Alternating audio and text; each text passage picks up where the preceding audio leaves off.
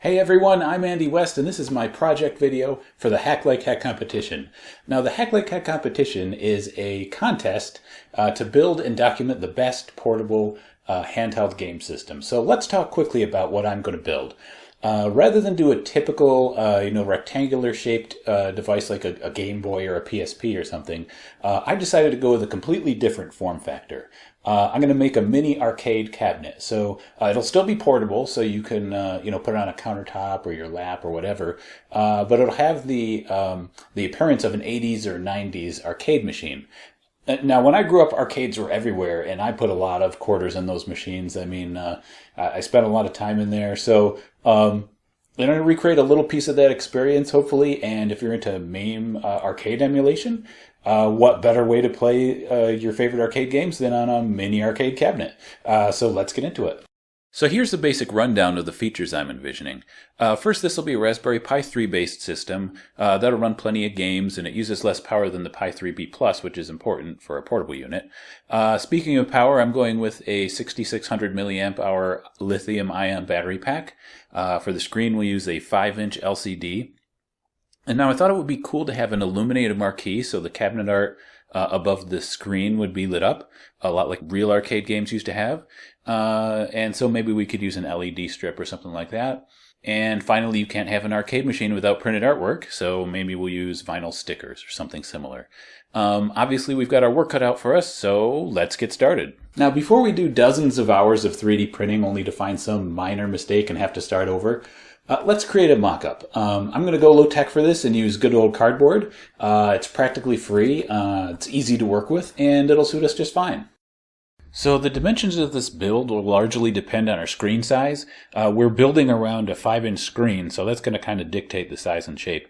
Here I've got my mock screen, which is just a rectangular piece of cardboard. So let's draw a profile based on placing the screen kind of an angle like this. I'm just going to go for it and see what we get.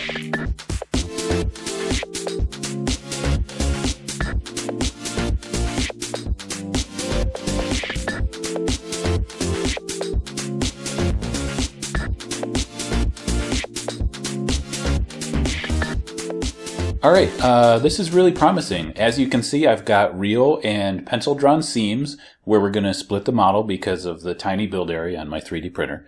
And inside, I've got masking tape to identify where we're going to use fasteners, like maybe screws, because I've watched enough of the Ben Heck Show to know that you build things you can take apart. And I've 3D printed some little buttons so you can see the button placement. And I'm happy enough with this that I'm ready to move on. So I use Blender for all my 3D modeling because I dabble in game development and I'm familiar with Blender because of that. But you can also export to STL, so it's fine for 3D printing as well. I've got my design based on the cardboard mockup, and I've even got all sorts of little, tabs to hold components and whatnot. And one thing I want to point out are these holes for the brass inserts that we're going to use to join our pieces. Now, I've never used them before this, but the idea is you heat them up with a soldering iron and they sink into the printed plastic, and they're supposedly really secure. So if you want to use these, you should refer to the manufacturer's website to get the recommended hole dimensions, which is what I've done here. So moving right along, this little thing is the 3D printer I'm going to use, and more than anything, it's just proof that you don't need any fancy or expensive equipment to do a project like this. Before printing anything real, I did this test part, and here I can test wall thickness as well as the fasteners that I mentioned before. Well, we've got dozens of hours of printing ahead of us, so while that's going on, let's prepare some of the other parts. Lithium-ion batteries are very dangerous if not handled properly. This is the charger we're going to use, and by default it has a charge current of 500 milliamps. Now, with a 6600 milliamp hour battery, charging at that rate is going to take over 10 hours. However, we can rewire this and double the charge current with a single resistor. Now, you wouldn't want to do this with just any battery. It needs to have the capacity to handle it, so read the specifications and make sure you know what you're doing. So how do we configure this for a faster charge rate? Well, if you look on the back here, it says charge rate is 1000 divided by prog.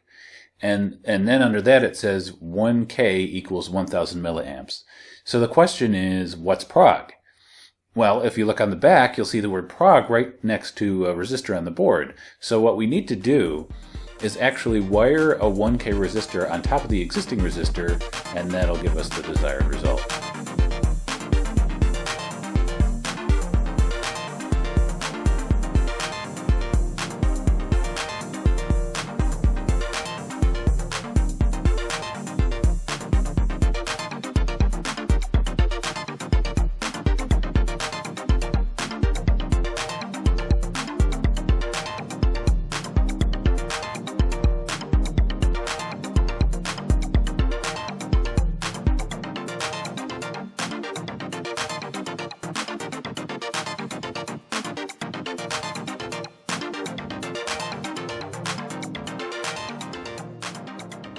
Now let's take a look at the screen.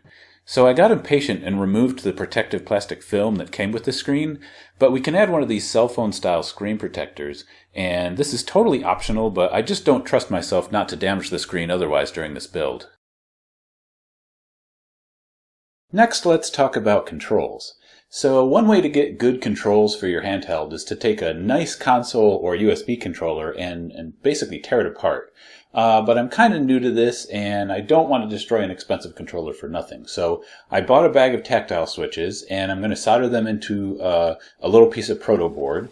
And then I'm going to plug them into this USB encoder that I found, and I'll 3D print some buttons and a little joystick, and we should have some decent controls.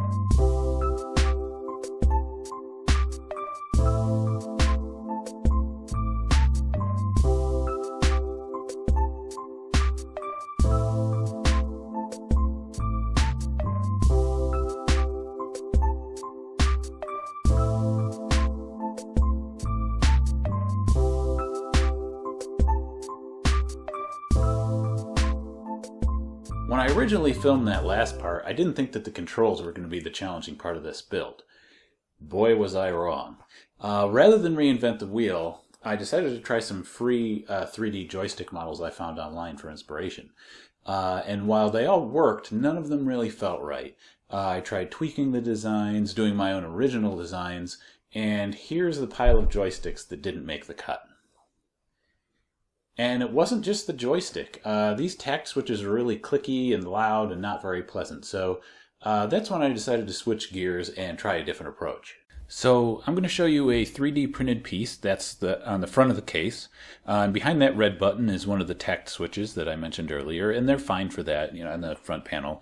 The holes at the top are for these newly 3D printed buttons, the colored ones. And I don't actually have like 6 full spools of different colors. Those are actually 20-foot lengths of filament intended for 3D pens, but they work just as well in a 3D printer. So you get like 20 feet each of 16 colors for a little over $10. It's a really good deal. And that plate just screws in there. And this plate here, it not only holds the buttons in place, but it also has an indentation for these other switches that I got from Element 14. And they've got a really nice feel to them. They're surface mount. I'm not going to use them that way. It's going to be a little tricky, but I think I can do it.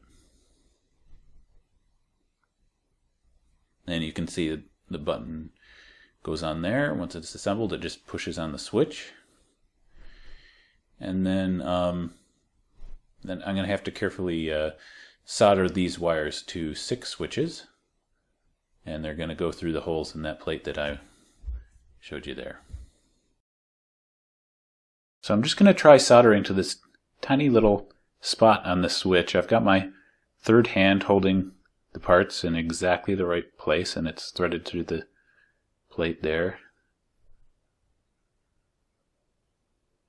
And it looks good. Looks like that's going to hold. So, yeah, looks good. And I've threaded it through the plate, and we'll just pull that through, and we'll probably glue all those, comes out the back, and that connects right to the USB encoder. So for gluing this, I just use super glue. I like the gel stuff because it's easier to, not get everywhere. And put a fair size amount on the back of the switch. Try not to get it on your fingers or anything else, or you're going to have a bad time. And I just get a little bit on there. And then you need to very carefully thread it through, get it in place, and just hold down with your finger until it sets. And I mean, it really only takes a few seconds with super glue. And hold it, line it up just right. And that's That's probably enough. Yeah, we're good. Now it's time for the moment you've all been waiting for. But before I reveal the completed build, I just want to say thanks to Element 14 and the Ben Heck Show for hosting this competition. In case you haven't noticed, I'm not really an engineer. Believe it or not, I barely knew how to solder before I started this project. And right now it's about 2 hours before the deadline, and I'm praying nothing goes wrong uploading the video. There's so much more video I would have liked to share with you, but I'm stretching myself to the absolute limit just to get this done.